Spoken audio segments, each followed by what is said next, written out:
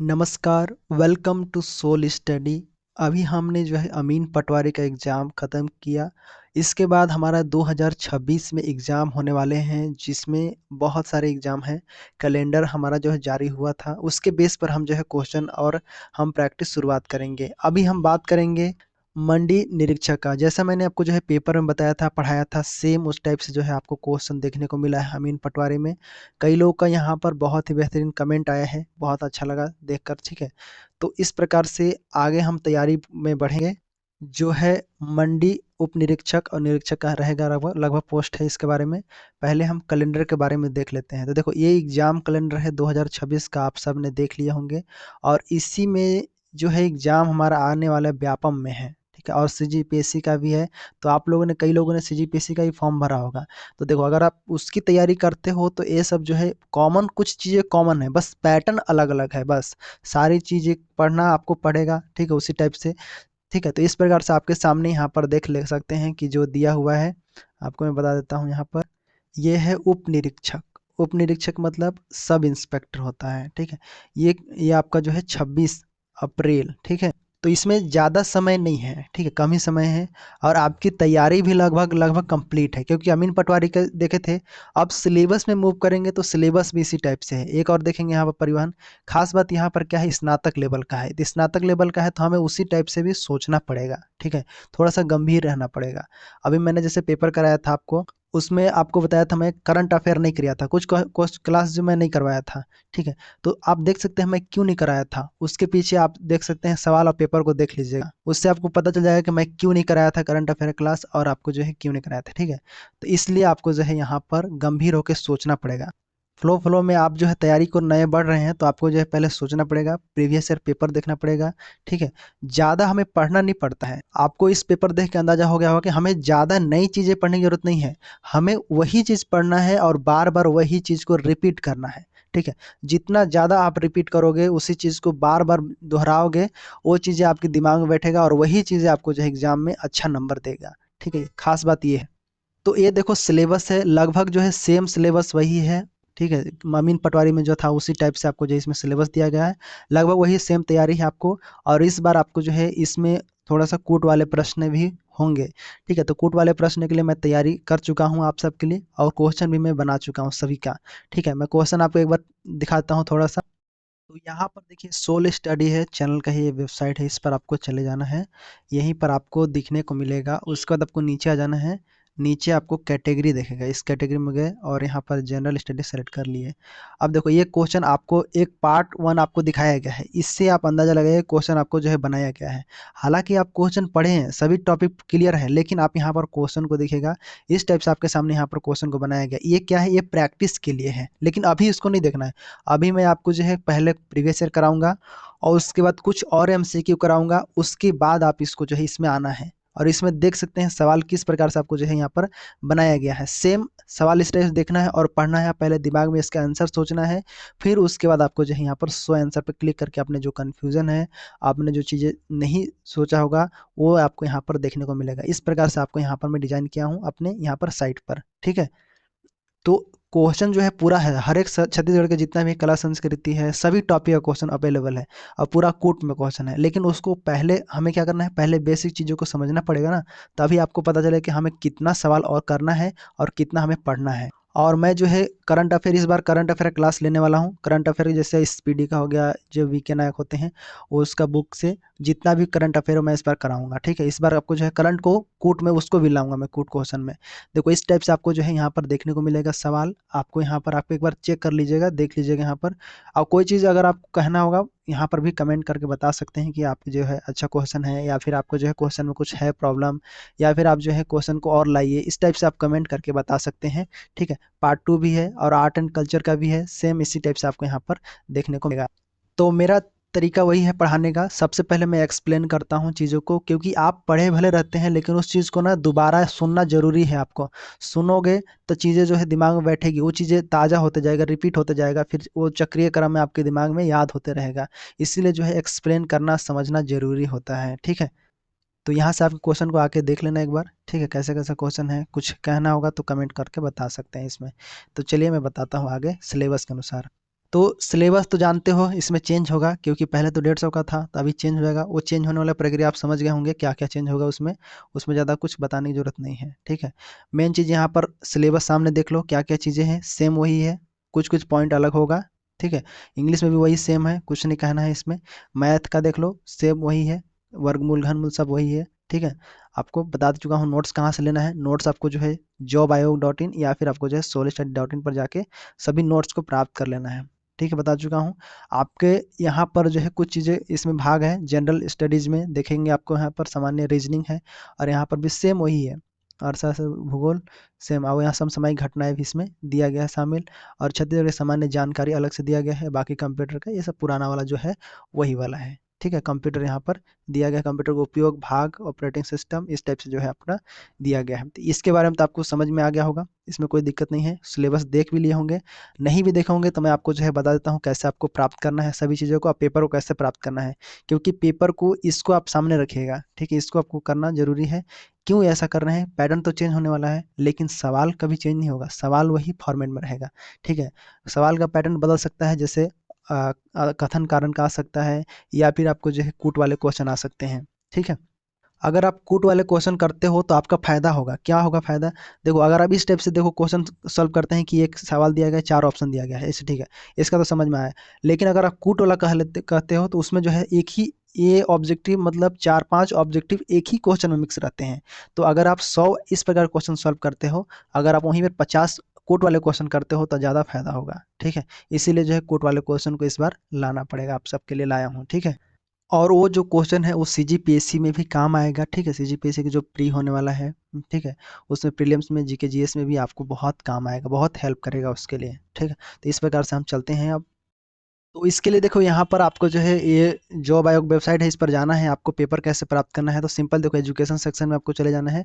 यहाँ पर देखो दोनों का है, यहाँ सिलेबस दिया हो गया है, वेतन वगैरह कितना मिलता है ये सब दिया गया है, साथ में प्रीवियस ईयर पेपर यहाँ पर दिया गया है। तो सबसे पहले इसके बारे में देख लेते हैं। देखो यहाँ पर जो है मंडी उप निरीक्षक का क्या क्या सैलरी रहता है, इसके बारे में यहाँ पर देखेंगे। आय वगैरह दिया गया है, एलिजिबिलिटी क्राइटेरिया दिया हुआ है, ग्रेजुएशन पास होना चाहिए, ठीक है। इस प्रकार से यहाँ पर जानकारी जो है दिया गया है आपके सामने, सिलेबस इस टाइप से, जो कि पुराना पैटर्न के आधार पर है, इसे ये चेंज हो जाएगा आपका, ठीक है। उसके बाद पीआईक्यू पेपर यहीं पर आपको क्लिक करके मिल जाएगा है, ठीक है। तो सभी लोग ने जो है बुक से पढ़ना भी शुरू कर दिया होंगे, और रिवाइज करना जरूरी है। जैसे आपके सामने एक बुक दिख रहा है, इस फॉर्मेट में आपको जो है, जैसे राम कुमार विहार यहाँ पर दिखा रहा है, तो इनके जो है बुक से मैं पढ़ाता हूँ, आपको जो है पढ़ाता भी हूँ इसे, क्योंकि ये ऑथेंटिक माना जाता है, ठीक है। तो मैं कुछ जो प्रीवियस ईयर पेपर होता है इसका नोट्स भी बना लेता हूँ मैं, ताकि नोट्स को जो है शॉर्ट नोट बना लेता हूँ, ताकि आपको जो है समझाने और बोलने में आसानी होता है। तो मैं इसी प्रकार से आपको जो है नोट्स बना बना कर, और जो है रिसर्च करके यहाँ पर जो किताब में दिया गया है उसके थ्रू मैं आपको समझाता हूँ यहाँ पर। तो इसलिए आपको जो है थोड़ा सुनना पड़ेगा, मैं थोड़ा स्लो बोलता हूँ, लेकिन आपको जो है सुनेंगे तो चीज़ें क्लियर हो जाएगा आपका, ठीक है। तो चलो आप पेपर सॉल्व करते हैं। इसमें तो कैलेंडर देख ही लिए हो आप, सिलेबस जो है देख ही लिए हो, 26 तारीख को है एग्ज़ाम। तो अभी से शुरू कर दो आप कई लोग सीजीपीएससी का भी कर रहे होंगे, तो यहाँ से जो है सॉल्व करना शुरू कर दीजिए आप लोग। देखो पहला सेक्शन आपके सामने हिंदी है, मैं बता दिया सारा चीज़ क्या क्या है। आपको जो है इससे जुड़ी कोई भी प्रॉब्लम होगा तो कमेंट करके बताइएगा, ठीक है। अब चलिए हम पेपर सॉल्व करते हैं, और ध्यान से देखिए किस प्रकार से पेपर सॉल्व हो रहा है, और कुछ चीज़ें इसको बार बार देख सकते हैं, ठीक है। और जो मैं वेबसाइट बताया हूँ सोल स्टडी, उस पर बार बार जाके क्वेश्चन लगाइएगा, एक बार में नहीं होगा ना। एक बार लगाएंगे फिर वो चीज़ों को फिर से दिमाग में रखेंगे। ज़्यादा क्वेश्चन नहीं डालता हूँ मैं, 10 क्वेश्चन 20 क्वेश्चन, इससे ज़्यादा नहीं। क्योंकि 10-20 क्वेश्चन में जो है कूट वाले क्वेश्चन में चीज़ें समझ में आएगा, वो चीज़ें याद रहेगी, ठीक है। 100 क्वेश्चन का एक बार करने के बजाय आप जो है 20-25 क्वेश्चन कीजिए एक बार में, आराम से चीज़ें जो है याद रहेगा, उसी को रिपीट कीजिए बार बार। तो प्रीवियस ईयर पेपर है, इसको बार बार देखना जरूरी है, एक बार में काम नहीं चलेगा, ठीक है। एक बार में नहीं होगा। यहाँ पर देखो इस प्रकार से हम जो है पहला सेक्शन यहाँ पर हिंदी का कर रहे हैं, ठीक है। इसी पुराना पैटर्न के आधार पर पेपर है, इसको सॉल्व करते हैं, ठीक है। तो पहला दिया हुआ है, नीति युक्त में कौन सा समास है। देखो ये ग्रेजुएशन लेवल का पेपर है, और आपको जो है ध्यान से समझना है और सॉल्व करना है। यहाँ पर पहला दिया है नीति युक्त। नीति युक्त का हुआ, इसका मतलब क्या हुआ, नीति युक्त मतलब नीति से भरा हुआ, नीति से, ठीक है, नीति से भरा हुआ। तो से आ जा रहा है, नीति से भरा हुआ से आ रहा है इसमें। तो से किस में आता है, तो से जो है करण तत्पुरुष में आता है। कारक पढ़े हो ना, कारक पढ़े हो आप, ठीक है। करण, कर्ता ने कर्म को करण से, ठीक है, इस प्रकार से आता है ना। तो यहाँ पर करण हो जाता है, तो करण क्या है, ये कारक है, ठीक है।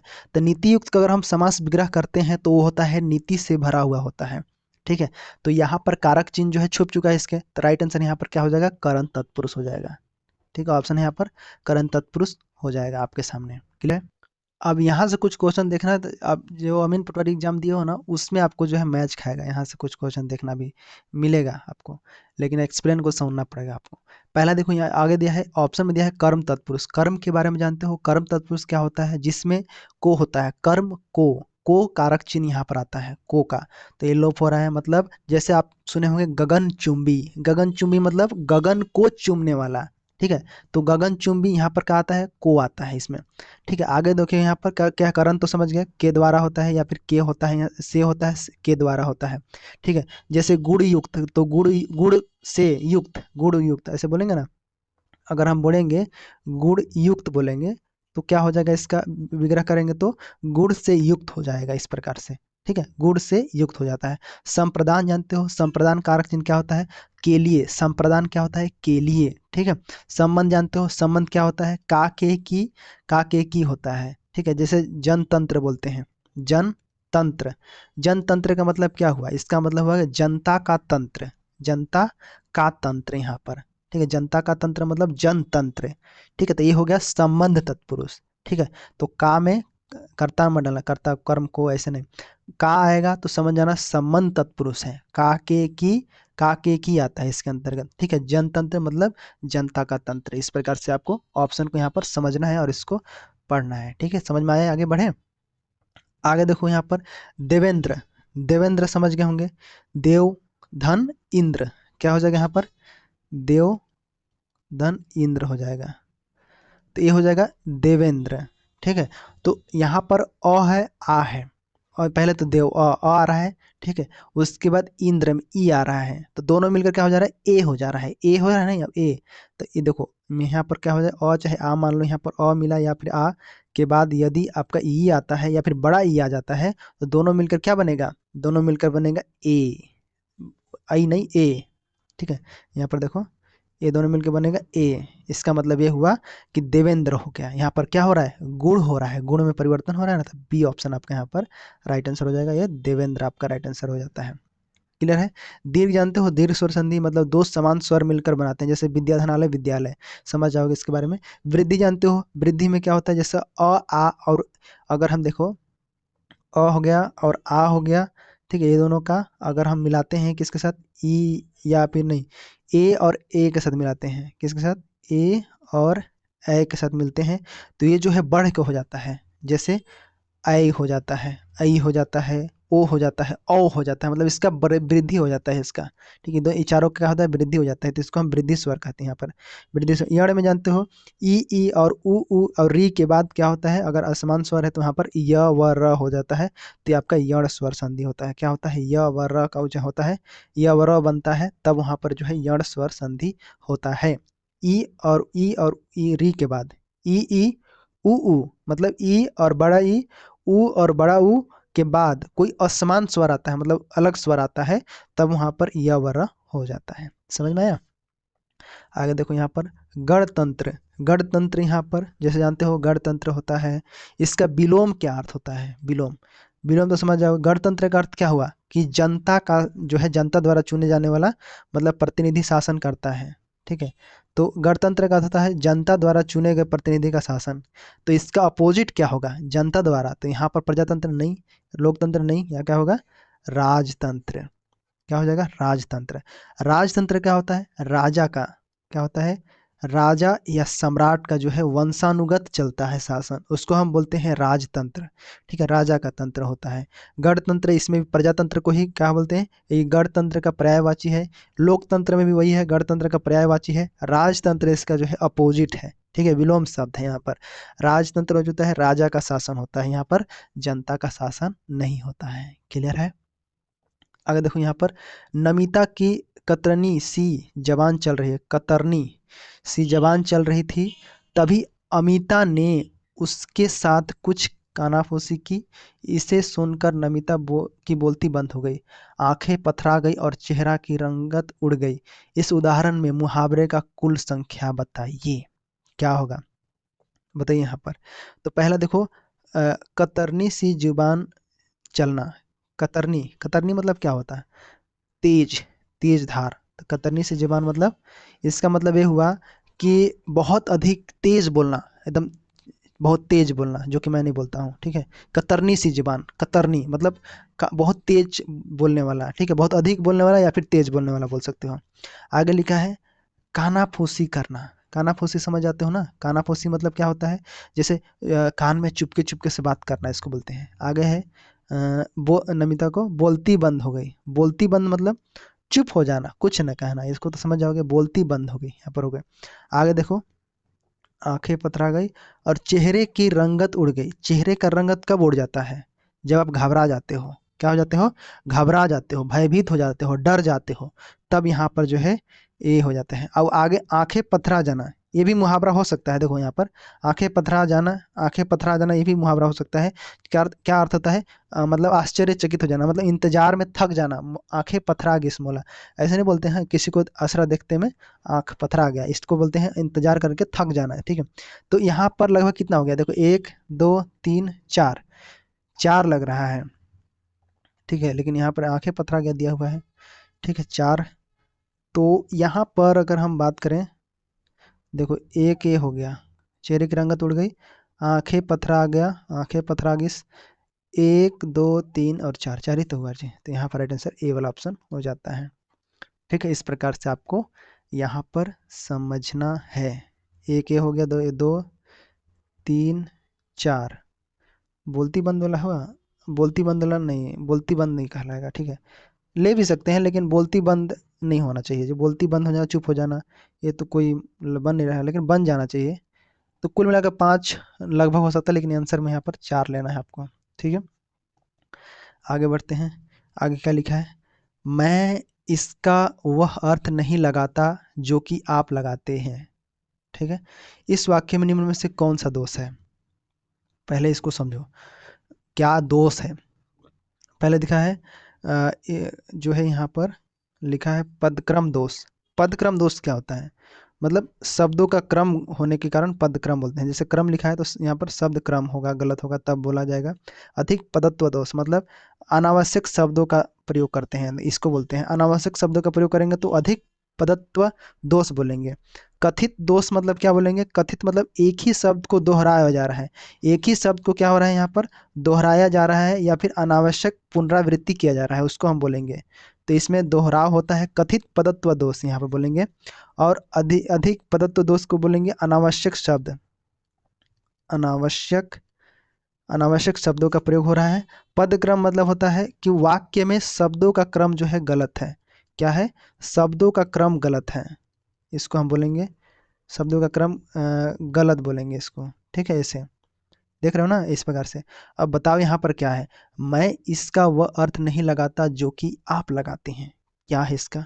तो यहाँ पर राइट आंसर क्या हो जाएगा, कथित पदत्व दोष है। ऐसा क्यों है, दोहराव क्यों हो रहा है, देखो यहाँ पर इसका अर्थ है कि जो कहा गया है, मतलब कहा गया या दोबारा प्रयोग किया गया है यहाँ पर, जैसे लगाता यहाँ पर।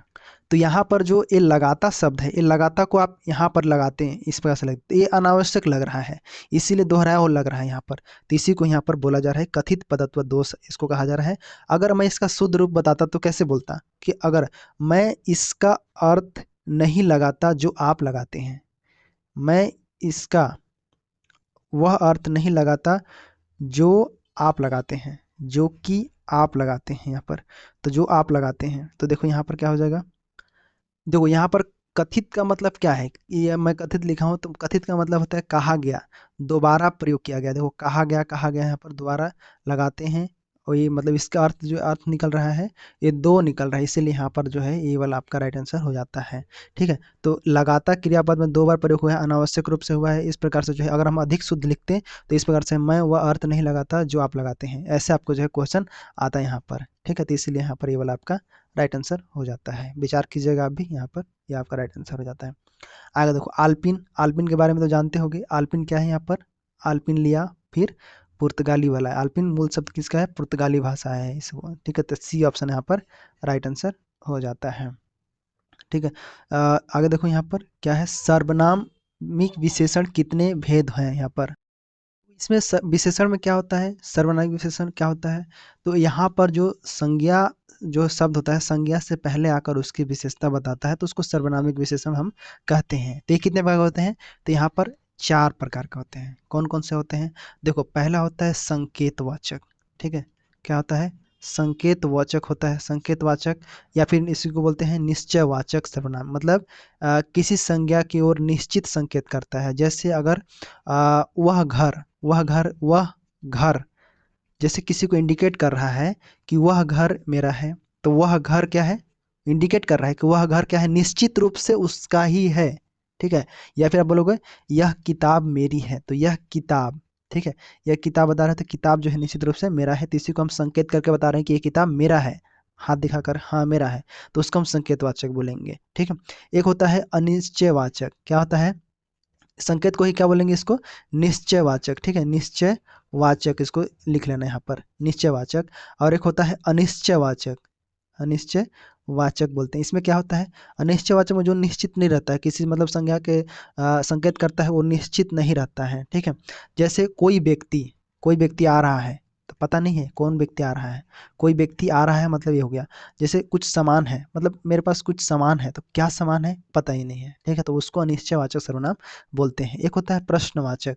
ठीक है, प्रश्नवाचक क्या होता है? प्रश्नवाचक में क्या होता है? इसमें प्रश्न किया जाता है। जैसे कौन आदमी है? कौन है? कौन है? ऐसे। ठीक है, क्या बात है? ऐसे, क्या बात है, तो क्या बात है हम बोलेंगे। कौन, क्या, ये प्रश्न हो गया। ठीक है, एक होता है संबंधवाचक यहाँ पर। ठीक है, क्या होता है? संबंधवाचक। संबंधवाचक में क्या होता है?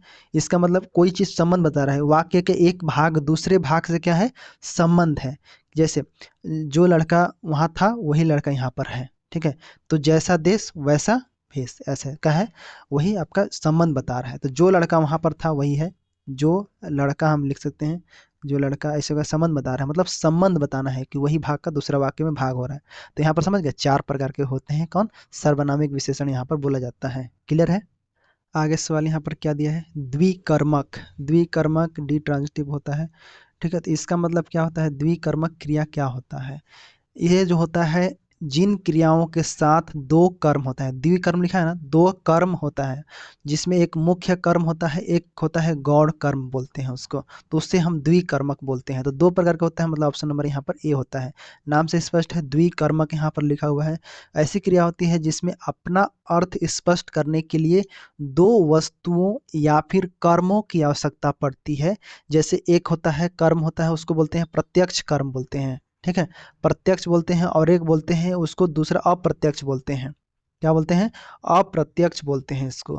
ठीक है, तो प्रत्यक्ष और अप्रत्यक्ष में क्या अंतर है? देखो यहाँ पर समझ गया, प्रत्यक्ष मतलब डायरेक्ट होता है, डायरेक्ट चीजें बोल रहा है कि उसको इंडिकेट करके बोल रहा है।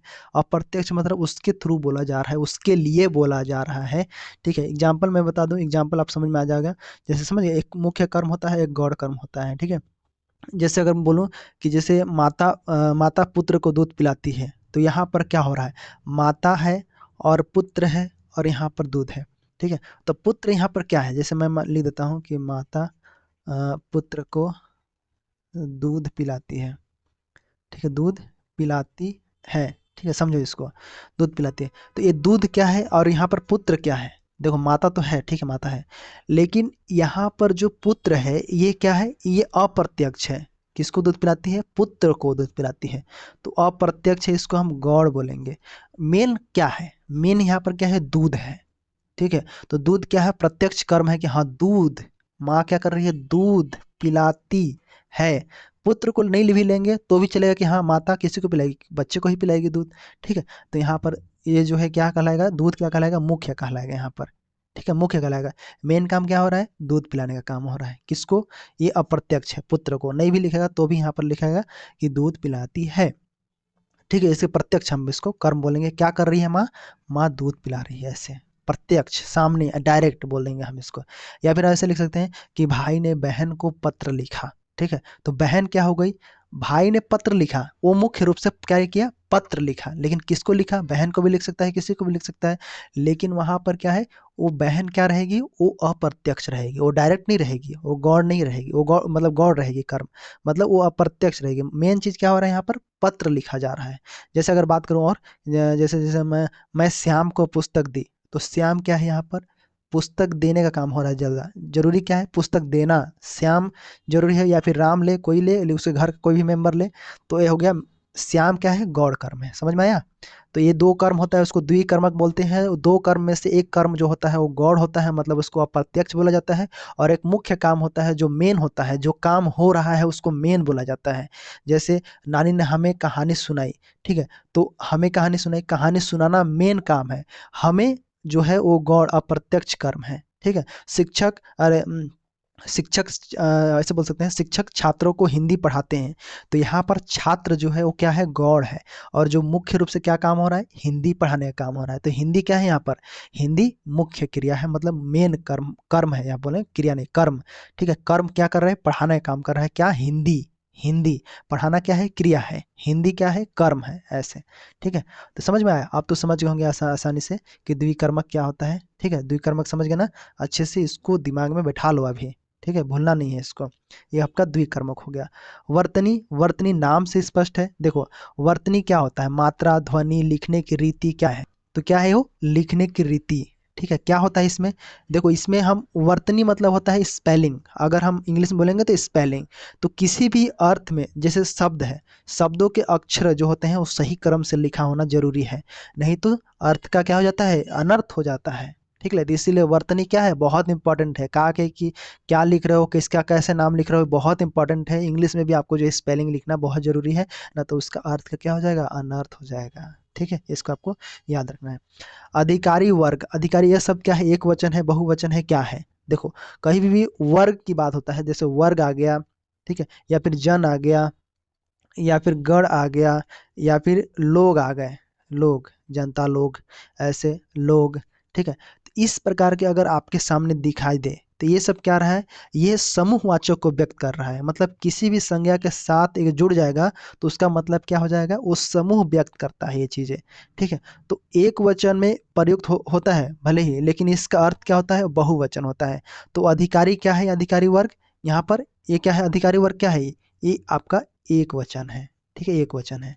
ठीक है, यहाँ पर समझिए, जैसे अधिकारी वर्ग लिख रहा है, तो अधिकारी वर्ग, वर्ग क्या है? एक अधिकारी वर्ग क्या है? एक इकाई को दर्शा रहा है, एक यूनिट को दर्शा रहा है, एक समूह को दर्शा रहा है, मतलब एक यूनिट को दर्शा रहा है, तब वहां पर हमें एक वचन लिखना है। ठीक है, अगर यहाँ पर देखो वर्ग लिखा है, ठीक है, जन लिखा है, ठीक है, अब यहाँ पर लोग लिखा है, ये सब क्या है? समूहवाचक शब्द है। समूहवाचक जिसमें बोला जाता है, मतलब ये जो है जब किसी संज्ञा के साथ जुड़कर समूह का बोध कराते हैं, तो वे क्या कहलाते हैं? एक वचन में प्रयुक्त होते हैं। ठीक है, भले ही उनका अर्थ बहुवचन हो, लेकिन वो एक वचन में प्रयुक्त होंगे, ये जब जुड़ जाएगा किसी संज्ञा के साथ तो।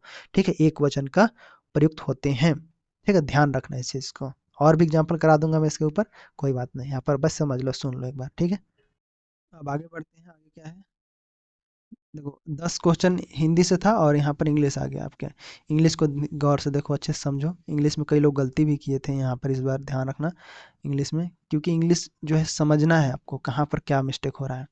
देखो, we had some very pleasant time in Florida, Florida हम बोलते हैं। ठीक है, प्लीजेंट, प्लेजेंट टाइम क्या हो गया? ये लोग बोलते हैं ना, that time was very pleasant time, that time very pleasant, मतलब उस समय का जो समय था वो बहुत, मतलब सुहावना था, सुखद था, मजा था, ऐसा उसको हम बोलते हैं यहाँ पर।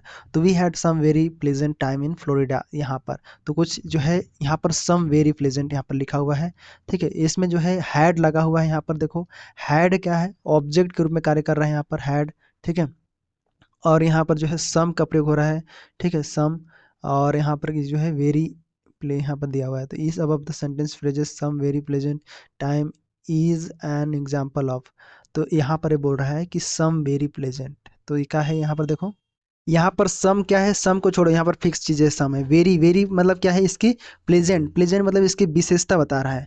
ठीक है, मतलब विशेषण इसको हम बोलेंगे। ठीक है, विशेषता बता रहा है मतलब यहाँ पर। और टाइम क्या है? यहाँ पर काउंटिंग टाउन में हम संज्ञा को गिनेंगे, समय। ठीक है, टाइम, इस प्रकार। तो यहाँ पर ये फ्रेज दिया हुआ है, अब ये बताना है कि कौन सा एग्जाम्पल में आएगा। तो पहले देखो यहाँ पर क्या दिया है? प्रीपोजिशनल, प्रीपोजिशनल फ्रेज, इसका मतलब क्या हुआ? पूर्व, पूर्व क्या बोलते हैं इसको? हिंदी से क्या बोलते हैं? पूर्वसर्ग, पोजिशनल, प्री पहले पूर्व सर्ग, हाँ प्री क्या बोलेंगे, पूर्व सर्ग बोलेंगे इसको, मतलब पहले से जुड़ने वाला, ठीक है। तो यहाँ से शुरू होता है, मतलब एक से।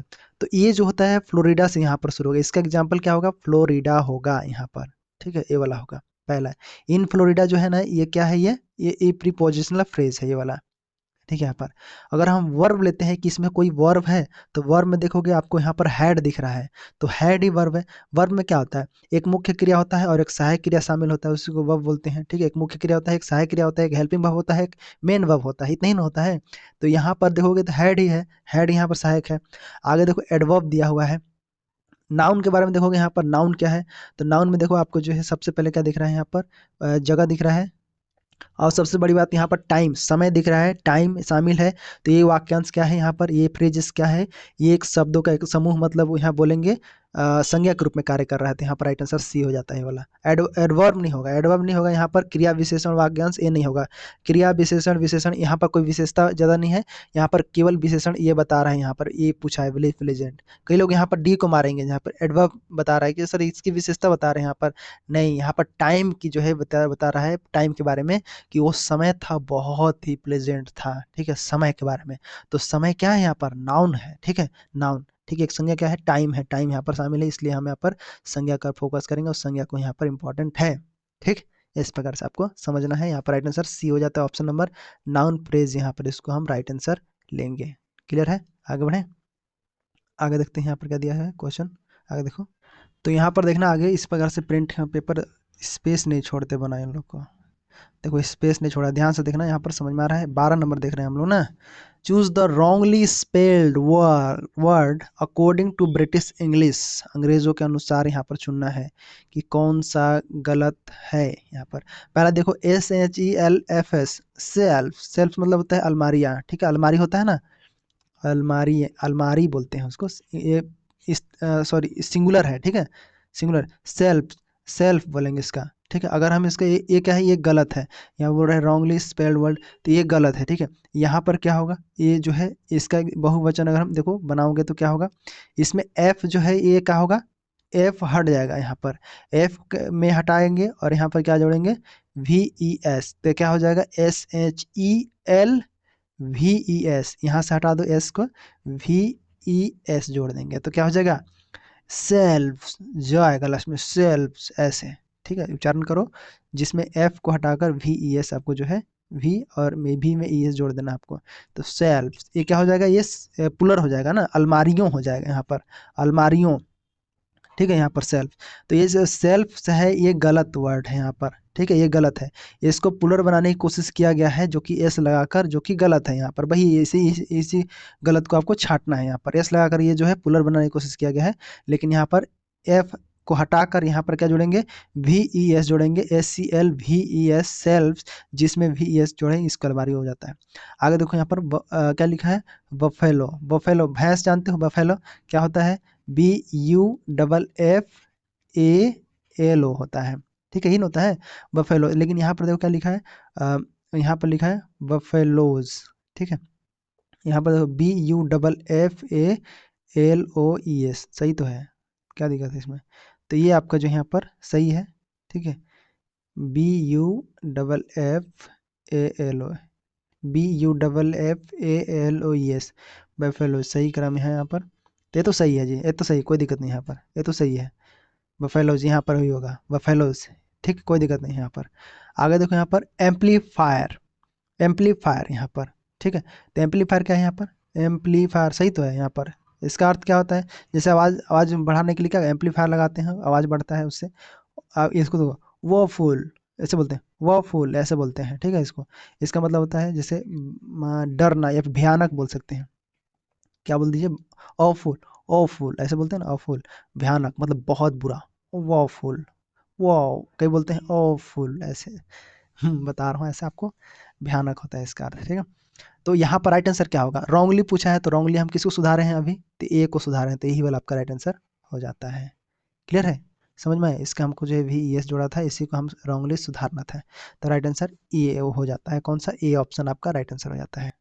आगे देखते हैं क्या है, आगे देखो क्वेश्चन दिया हुआ है, देखो यहाँ पर next 13 number, read the following sentence, पहले इसको पढ़ो, डॉग्स मेक गुड पेट्स, ठीक है, ये सही है। Bring in the dogs, choose the most appropriate answer regarding the use of absence of article in the above sentence. यहाँ पर बताइए कि जो इसमें आर्टिकल नहीं यूज हुआ है, इसमें हुआ है, तो क्या दोनों सही है या फिर दोनों में से कोई गलत है, या फिर दोनों गलत है, या फिर दोनों सही है, ऐसे बताइए यहाँ पर। ठीक है, तो पहला देखो, डॉग्स मेक गुड पेट्स, क्या ये सही सेंटेंस है? तो यहाँ पर तो सही लग रहा है, क्योंकि देखो डॉग्स भी लगा है, सही है, पुलर है। ठीक है, मतलब सामान्य अर्थ बता रहा है कि कुत्तों की बात की जा रहा है, डॉग के बारे में। ठीक है, तो सभी कुत्ते हैं, ठीक है, मतलब कुत्ता है। और लिखा है गुड्स पेट, मतलब पुलर नाउन भी है यहाँ पर, इसमें अच्छे से इस्तेमाल हुआ है पुलर नाउन का। ठीक है, इसमें तो यहाँ पर ए एन का इस्तेमाल तो नहीं होना चाहिए। ठीक है, क्या होना चाहिए? ए एन का इस्तेमाल, ए एन दी का इस्तेमाल यहाँ पर नहीं होगा। तो बिल्कुल सही सेंटेंस है फिर, सही है ना? यहाँ पर पुलर है, सब चीज़ें सही है यहाँ पर। आगे देखो, bring bring in the dogs, bring the dogs लगा दिया है, क्यों ऐसा लगाया द डॉग्स? क्यों लगा यहाँ पर द डॉग्स? क्या गलत है? तो नहीं है गलत। ये डॉग, द डॉग लग गया मतलब कोई चीज स्पेसिफिक है, कोई चीजें विशिष्ट है, इंपॉर्टेंट है। जब जो बोलने वाला आदमी है, वक्ता, वो बोल रहा है कि द डॉग ये इंपॉर्टेंट डॉग है। ठीक है, और जो सुनने वाला है वो जान रहे हैं, मतलब कुत्ता, शायद कुत्ते जो बाहर है उसको अंदर करना है। ठीक है, इस प्रकार से। तो जो स्पेसिफिक डॉग है जो उसकी बात कर रहा है, तो ठीक है, तो यहाँ पर क्या हो जाएगा? एक वचन हो या फिर बहुवचन हो, यहाँ पर देखो बहुवचन लगा है, उससे हमें कोई फर्क नहीं पड़ता, यहाँ पर हमें द का प्रयोग होगा। क्लियर है यहाँ पर? ठीक है, तो जब चीज स्पेसिफिक की बात होता है तो वहां पर हमें द का प्रयोग करना पड़ता है। तो क्या ये दोनों सही सेंटेंस है? तो जी हाँ, बिल्कुल ये दोनों सही है। ठीक है, तो ऑप्शन नंबर क्या हो जाएगा यहाँ पर? बोथ आर करेक्ट हो जाएगा। ऑप्शन नंबर डी वाला आपका यहाँ पर राइट आंसर हो जाता है। ठीक है, तो देखो ऐसे सवाल आपको पूछा गया है, आप ए एन डी का प्रयोग करने जाओगे, टेबल, कुर्सी, होम मिनिस्टर, इस टाइप से आपको जो है यूज करोगे, तो ऐसे नहीं। देखो सेंटेंस को देखो कथन कारण के रूप में पूरा कोट वाले क्वेश्चन रूप में यहाँ बना दिया है, देख रहे हो ना क्वेश्चन, कोट वाले फॉर्मेट में। तो जब पहले इस टाइप से था, तो अभी देखो इस टाइप से क्वेश्चन बनेगा, आपको जो है समझ के बनाना है, पढ़ के बनाना है अच्छे से। ठीक है, अपने दिमाग को दौड़ाना है यहाँ पर। कैसे आपका द लगा, क्यों लगा, यहाँ पर समझिए पहले। ठीक है, कोई चीज़ स्पेसिफिक बात होता है तो वहाँ पर द का प्रयोग होता है। ठीक, आगे देखो यहाँ पर, देखिए द प्रोटेस्टर, इसमें देखो यहाँ पर we're demonstrating noisily outside the White House. देखो प्रोटेस्टर, जानते हो प्रोटेस्ट करते हैं यहाँ पर। ठीक है, मतलब जो प्रदर्शन मतलब करते हैं, विरोध करते हैं, मतलब बोले तो विरोध करते हैं, किसी को आपत्ति होता है तो डिमोन्स्ट्रेट करता है, नॉइजली डिमोन्स्ट्रेट करता है। डिमोन्स्ट्रेट मतलब होता है दिखाना। ठीक है, आप दिखा रहे हो सामने, हला करके दिखा रहे हो, विरोध करके दिखा रहे हो, तो उसको हम बोल देंगे नॉइजली। नॉइजली मतलब जो शोर करके दिखाते हैं आउटसाइड में से। ठीक है, इस बार से, in the above sentence the word noisily and outside the White House are choose, यहाँ पर बोलना है। देखो पहले choose the most appropriate answer चुनना है यहाँ पर। देखो बोथ आर एडवर्बियल दिया है, एडवर्बियल यहाँ पर क्रिया विशेषण सही बोल रहा है संबंध में। बोथ आर एडजेक्टिव, ठीक है, ये भी विशेषण बता रहे हैं यहाँ पर विशेषण। Noisli is adjective and outside the White house is adverbial. ठीक है, एडवर्बियल मतलब क्रिया विशेषण हो गया ना, और यहाँ पर एडजेक्टिव मतलब विशेषण इसका हो गया। ठीक है, Noisli is adverb and outside white house is adjective, क्या होगा राइट आंसर यहाँ पर बताइए। ठीक है, यहाँ पर तो देखो सबसे पहले समझो कि नॉइजली क्या है। नॉइजली क्या है? जैसे हम कोई चीज़ दिखाता है, जैसे दिखाना तो मैं समझ गया, डिमोन्स्ट्रेट समझ गए। जैसे कैसे हैं लोग, तो जैसे मैं यहाँ पर जो प्रदर्शन कर रहे हैं उन लोग कैसे हैं? उन लोग नॉइजली हैं, चिल्ला रहे हैं, शोर कर रहे हैं। ठीक है, तो डिमोन्स्ट्रेट कर रहे हैं उन लोग। ठीक है, तो यहाँ पर क्या है? एडवर्ब ऑफ मैनर, मैनर है ना, क्योंकि मैनर क्या है, वो उनका मैनर क्या है? चिल्लाना, विरोध करना, मतलब चिल्लाना हम बोलेंगे। ठीक है, डिमोन्स्ट्रेट, तो एडवर्ब ऑफ मैनर यहाँ पर इस्तेमाल होगा इसमें। ठीक है, इसलिए यहाँ पर राइट आंसर नॉइजली हो जाता है, इस प्रकार से नॉइजली हो जाएगा यहाँ पर। दूसरा बोल रहा है आउटसाइड द व्हाइट हाउस, इस वाक्य में देखो आउटसाइड द व्हाइट हाउस में क्या है? इसमें एक फ्रेज है ये। ठीक है, फ्रेज यहाँ पर मतलब वाक्यांश है। यहाँ पर प्रदर्शन दिखा रहा है, कहाँ पर दिखा रहा है? तो व्हाइट हाउस में दिखा रहे हैं। यहाँ पर कहाँ पर कर रहे हैं? वेयर द, ऐसे बोलेंगे, इंग्लिश में बोलेंगे वेयर द, वेयर डिमॉन्स्ट्रेटिंग, कहाँ पर कर रहे हैं? तो उन लोग व्हाइट हाउस के अंतर्गत कर रहे थे। डिमॉन्स्ट्रेटिंग करता है, मतलब कब, कहाँ, ये सब चीज़ें जो है ना, ये क्रिया है। ठीक है, तो यहाँ पर एडवर्बियल हो गया है यहाँ पर। ठीक है, तो यहाँ पर देखोगे तो ये जो पहला आपका जो है बोथ आर क्या हो जाएगा?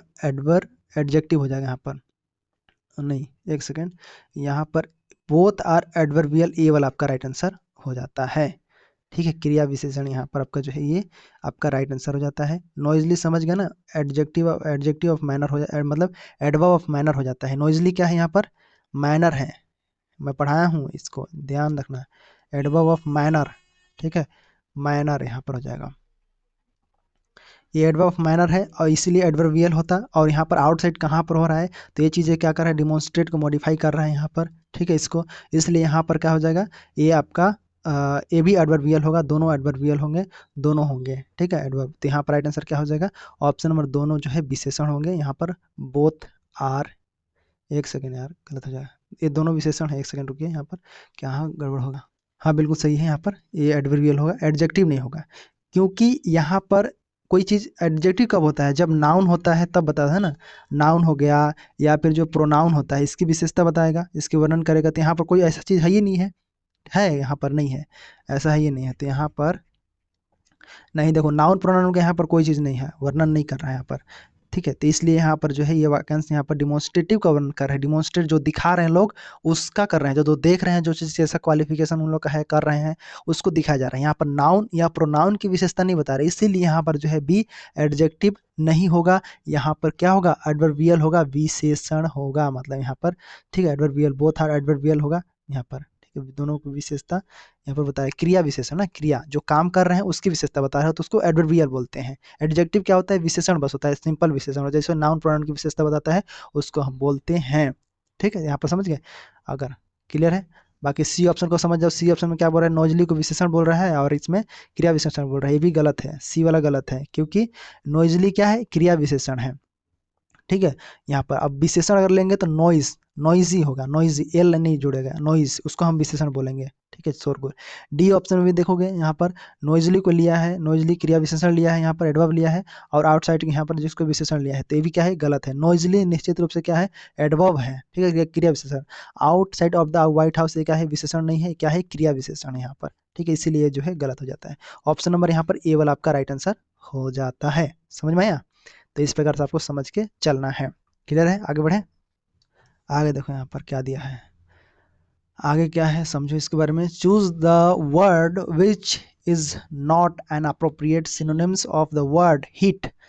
हिट, हिट क्या होता है, पहला नॉक, नॉक नॉक बोलते हैं ना, नॉक नॉक मतलब क्या होता है, नॉक नॉक किसको करते हो आप, खटखटाते हो या फिर किसी को मारते हो, नॉक आउट हो गया, वो नॉक हो गया, ऐसे बोलते हैं ना। खटखटाना हम बोल दो कि नॉक मारना बोल दो, दोनों लिख लो आप, खटखटाना लिख लो यहाँ पर, खटखटाना, नॉक नॉक ऐसे बोलते हैं, या फिर नोक हो गया ऐसे बोलते हैं, तो मारना बोलेंगे। बैंग, भेरी बैंग बैंग, बैंग बैंग बोलते हैं ना, gang bang, sorry bang bang, तो बैंग मतलब होता है जोर से मारना, ठीक है, क्या होता है, जोर से मारना, गैंग और भेरी बैंग, जोर से मारना, ये तो भूलोगे नहीं आप, जोर से मारना को बोलते हैं बैंग, ठीक है। आपके पास बैस, बैस क्या होता है, बैस मतलब होता है इसको भी जोर से मतलब मारना, हिट करना है, बोल सकते हैं जोर से, किसी को ना, किसी को जोर से हिट करते हैं उसको बोलते हैं हम बैस, बैस यहाँ बोलते हैं, ठीक है, यहाँ पर। तो यहाँ पर समझ गए, बैस मतलब समझ गए ना कि किसी को बोलते हैं दे घुमा के, घुमा के देंगे ना, घुमा के, तो मतलब बैस, हम बोलेंगे बैस, ठीक है, और समझिए इस प्रकार से आपको यहाँ पर समझना है। बाकी तो इसके बारे में समझ गए, नॉक, नॉक नॉक तेरा बाप आया, ले तेरा बाप आया, वो याद है, उसको तो भूलोगे नहीं। तो यहाँ पर राइट आंसर क्या हो जाएगा, ऑप्शन नंबर यहाँ पर क्या हो जाएगा, डी हो जाएगा। क्या पूछा है, सिनोनिम्स पूछा है इसका, सिनोनिम्स पूछा है यहाँ पर बोल रहे हैं नोट, ये ध्यान देगा, नोट लिखा है मतलब इसका सिनोनिम्स का अपोजिट चाहिए, जो अपोजिट हो, सिनोनिम्स का, हमें सिनोनिम्स का बोल रहे हैं, नॉट एन अप्रोप्रिएट सिनोनिम्स, इस वर्ड में से देखो कि कौन सा हिट का सिनोनिम्स नहीं है, तो नॉक भी है यहाँ पर, हिट करते हैं, नॉक मारते हैं यहाँ पर, बैंग को भी यहाँ पर जोर से मारना है, ठीक है, बैस को भी यहाँ पर जो है जोर से मारना है, ठीक है, ये भी, तो ये सब क्या है, ये समानार्थी है, इसका सिनोनिम्स है, तो डी ऑप्शन क्या हो जाएगा यहाँ पर, डी ऑप्शन आपका राइट आंसर हो जाता है, ठीक है, इस प्रकार से नन ऑफ, यहाँ पर नन ऑफ द अबव यहाँ पर राइट आंसर हो जाता है, क्लियर है। आगे देखें, आगे देखें, choose the word which is most appropriate antonyms of the word. देखना नोट वाला ध्यान रखना, कई बार हम हिंदी में भूल जाते हैं कि नहीं बोला है कि हाँ बोला है, तो ऐसे कंफ्यूजन हो जाता है ना, तो इसको जो है नहीं वाला को ध्यान रखना, ठीक है। यहाँ पर मतलब सिंपल लिखा हुआ है कि मोस्ट अप्रोप्रिएट एंटोनिम्स वो बोला है, तो इसका एंटोनिम्स हमें खोजना है, तो इसका तो कोई दिक्कत नहीं। लेकिन नोट वाला को ध्यान रखना, कहीं कहीं पर नोट लिखा रहेगा, आपको देखोगे नहीं, इतना मेहनत बेकार हो जाएगा फिर। ठीक है, इसीलिए आपको जो है देखना है, अच्छे से समझना है। तो यहाँ पर वेन वैन दिया हुआ है। वैन क्या होता है, इसका अर्थ जो होता है उसका होता है धीरे धीरे, धीरे धीरे आकार बोलते हैं, या फिर जो है इसको मतलब जैसे जैसे चंद्रमा क्या होता है, घटता है, घटता है ना, चंद्रमा धीरे धीरे घटता है, तो उसी को प्रक्रिया को यहाँ पर वैन हम बोल सकते हैं। कि जैसे कोई भी शक्ति होता है, कोई भी पावरफुल होता है, वो धीरे धीरे क्या होता है, मतलब कम होता है, या फिर उसकी जो तीव्रता है वो कम होती है धीरे धीरे। तो हम इसको लिख सकते हैं कि धीरे धीरे आकार छोटा होना, कम होना, यहाँ पर धीरे धीरे कम होना, ऐसे लिख सकते हैं। ठीक है, धीरे धीरे कम होना हम लिख सकते हैं, कम होना हम वैन को लिख सकते हैं ऐसे। ठीक है, तो इसका मतलब क्या हुआ, कम होना, जैसे चंद्रमा घटना होगा। देखो वेस्ट, वेस्ट क्या होता है, जैसे कोई वेस्ट बोलते हैं, वेस्ट पदार्थ, अपशिष्ट पदार्थ जिसको हम बोलते हैं, किसी चीज़ को बर्बाद करना, वेस्ट करना, खराब करना, इसको हम बोल देंगे। ठीक है, आगे है वैक्स। वैक्स मतलब क्या होता है, बढ़ाना। ठीक है, बढ़ना। ठीक है, तो बढ़ना यहाँ पर हो गया। ठीक है, बढ़ना। तो ये कम होना है और ये बढ़ना है, तो सीधा सीधा अपोजिट है ना, तो यहाँ पर राइट आंसर आपका बी ऑप्शन हो जाता है। ये बढ़ने वाला है, ये घटने वाला है यहाँ पर। ठीक है, इस प्रकार से धीरे धीरे क्या हो रहा है, वैक्स में भी आपका घट रहा है, धीरे धीरे वैक्स कराते हो हेयर मतलब। तो इस प्रकार से आपको जो है आकार क्या होता है, घटता है, सॉरी बढ़ता है, यहाँ पर वैक्स में क्या होता है, बढ़ता है यहाँ पर। ठीक है, धीरे धीरे आकार और तीव्रता क्या होती है, बढ़ता है। जैसे अगर हम बोले पूर्णिमा के बाद चंद्रमा जो है बढ़ने लगता है, पूर्णिमा की ओर से चंद्रमा क्या होता है, बढ़ने लगता है, तो उसकी विशेषता बताता है, मतलब वही बढ़ने लगता है यहाँ पर। तो बढ़ना हम यहाँ पर इसको याद रख सकते हैं। ठीक है, बढ़ना, तीव्रता उसकी बढ़ना। तो जस्ट इसका अपोजिट है, वैन का अपोजिट बी हो गया, वैक्स हो गया। ठीक है, वन टन, वन टन यहाँ पर इसका होता है प्रचंड, बोलते हैं ना, प्रचंड बोल सकते हैं, या फिर हम इसको बोल सकते हैं मनमौजी भी बोल सकते हैं इसको, one ton, one ton, one ton. तो वांट से याद रख सकते हैं, वांट, वाट, वांट पर, वांटेड पर्सन, तो वांटेड, इसको हम ले सकते हैं मनमौजी। ठीक है, जिस पर कोई नियंत्रण नहीं होता है, अनियंत्रित पर्सन होता है। ठीक है, मनमौजी, या फिर कामुक बोल सकते हैं। ठीक है, तो वेन का इससे कोई संबंध नहीं है। ठीक है, इसको नहीं संबंध है। वांट, वांट मतलब कहते हैं वांट नहीं, सॉरी, वांड, वांड देखो इसका अर्थ होता है, जैसे छड़ी होता है, जादूगर क्या करता है, छड़ी घुमाता है। ठीक है, जादूगर क्या करता है, छड़ी घुमाता है। तो यहाँ पर वेन जो है इससे संबंधित नहीं है, ये क्या है, एक संज्ञा है यहाँ पर, क्या है, एक संज्ञा है, एक छड़ी के रूप में यहाँ पर प्रदर्शित कर रहा है वांट को। ठीक है, इस प्रकार से क्लियर है। तो वैक्स यहाँ पर अपोजिट वर्ड हो जाता है। क्लियर है, समझ में आया। इस प्रकार से आपको जो है वैक्स को यहाँ पर याद रखना है, वैक्स क्या है, इसका अपोजिट वर्ड है। समझ में आया। आगे बढ़ते हैं, यहाँ पर देखते हैं क्वेश्चन क्या दिया हुआ है, आगे देखते हैं। तो यहाँ पर देखिए एक क्वेश्चन दिया हुआ, आगे देखो यहाँ पर, Rahul said to me, inverted comma क्या, we are mortal, we are mortal. Mortal मतलब क्या होता है, जो नहीं मर सकता, नश्वर। ठीक है, ईश्वर सत्य है, तो वही बोला आपको जो है मोर्टल, जो चीजें नहीं मर सकता वो क्या है, वो सत्य है। ठीक है, तो choose the correct transformation the above sentence to into indirect narration बताना है। तो पहला ऑप्शन दिया है देखो, Rahul said to me that, that तो लगेगा ही नहीं, क्यों नहीं लगेगा, लेकिन आगे लगेगा सेड टू दैट, यहाँ पर लगेगा सेम, दैट कंजक्शन लगेगा यहाँ पर, सब में लगा लगेगा दैट यहाँ पर, क्योंकि पहले समझ लेते हैं सेंटेंस को अच्छे से। ठीक है, तो वी आर मॉडल क्या है, मॉडल मतलब जैसे देखो, मतलब जो नश्वर हैं, मतलब राहुल मुझसे कहा कि हम नश्वर हैं। ठीक है, ऐसे नियम क्या कहता है कि कहीं भी जो चीज़ें यूनिवर्सल ट्रुथ हो, यूनिवर्सल सत्य हो, उसको हमें जो है कुछ बदलना नहीं है, ना ही टेंस बदलना है, ना ही कुछ नहीं करना, सिंपल लिख देना है। ठीक है, तो हम मर नहीं सकते, हम नश्वर हैं, तो ये क्या है, यहाँ पर सार्वभौमिक सत्य है। तो इसीलिए यहाँ पर आर जो लिखा है यहाँ पर, ये सेंटेंस में देखो आर वी आर कुछ नहीं होगा, यहाँ पर राइट आंसर आपका कौन सा हो जाएगा, ऑप्शन नंबर यहाँ पर that we are mortal, we are mortal, we are, तो यहाँ पर सिंपल ये वाला होगा, ऑप्शन नंबर ए वाला आपका राइट आंसर हो जाता है। ठीक है, क्यों होता है, क्योंकि यहाँ पर सार्वभौमिक तथ्य है, मतलब यूनिवर्सल ट्रूथ है। ठीक है, इसलिए यहाँ पर हो जाता है। वी क्या है, यहाँ पर वी जो है प्रोनाउन है यहाँ पर। ठीक है, तो प्रोनाउन भी यहाँ पर नहीं बदलेगा, क्योंकि ये जो है पूरी मानव जाति के लिए इस्तेमाल हो रहा है कि वी। ठीक है, वी मॉर्टल है यहाँ पर। तो इस चीज़ को यहाँ पर समझ में आ गया, आपको समझ में आ गया होगा। शिफ्ट में that, we are, just same यहाँ पर दैट बस लगाया है, दैट, और बस यहाँ पर वी आर मॉर्टल यहाँ पर इस्तेमाल हो जाता है। ठीक है, तो ये चीज़ें आपको जो है यहाँ पर रिवीजन हो गया, आपको भूलेंगे नहीं यहाँ पर। तो आर का वेयर यहाँ पर कुछ नहीं होगा, अगर लगेगा कि यहाँ पर पास्ट है तो यहाँ पर लगा दो कि वेयर हो जाएगा, तो नहीं नहीं गलत तो हो जाएगा आपका। ठीक है, तो गलती नहीं करना है आपको। ठीक है, तो क्या हो जाएगा, वी आर मोर्टल हो जाएगा। क्लियर है, समझ में आया? तो जहाँ पर अगर सार्वभौमिक तथ्य होते हैं, यूनिवर्सल ट्रूथ होता है, वहाँ पर सेम टू सेम लिख दिया जाता है। आगे देखो यहाँ पर क्वेश्चन देखो क्या इतना बड़ा दिया है, देखो इस पर टैप से दिया है।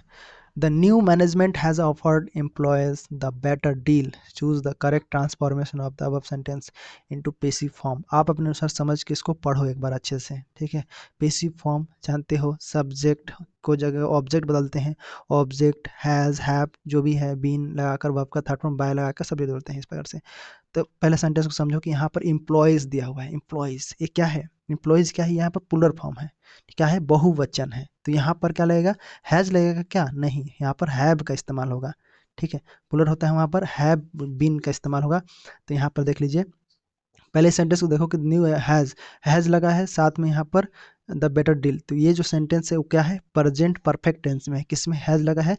तो प्रेजेंट परफेक्ट टेंस में है। पीपीटी लिख दिया, मतलब प्रेजेंट परफेक्ट और टेंस यहाँ पर लिख दिया है ऐसे, ठीक है। इसमें तो हैज़ ऑफर्ड लिखा हुआ है, यहाँ पर हैज़ ऑफर्ड जो है ये पेसिव वॉइस में हम इसका ऑब्जेक्ट कर्म बन जाता है। तो यहाँ पर हो जाएगा क्या? इसका फॉर्मूला क्या बनेगा?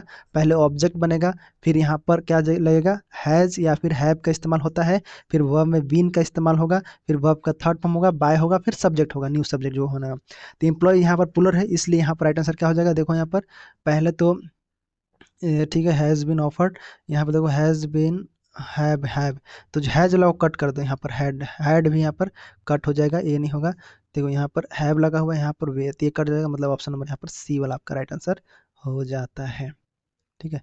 सी नंबर यहाँ पर श्योर, समझ गए? तो यहाँ पर आपका क्या हो जाएगा? सी ऑप्शन आपका राइट आंसर हो जाता है, ठीक है। ऐसे तो ऐसे आपको समझना है, पूरा वाक्य को पढ़ने की जरूरत नहीं, रटने की जरूरत नहीं है। सिंपल आपको जो यहाँ पर जो है ये आपका न्यू मैनेजमेंट आपको आंसर हो जाता है। क्लियर है? आगे बढ़ें। आगे देखो यहाँ पर क्या लिखा है, देखो समझो। We can sleep for an hour after you finish lunch. यहाँ पर मतलब आफ्टर, आफ्टर यहाँ पर लगा है, आफ्टर देखो इन the above sentence word after is used है, क्या हुआ है?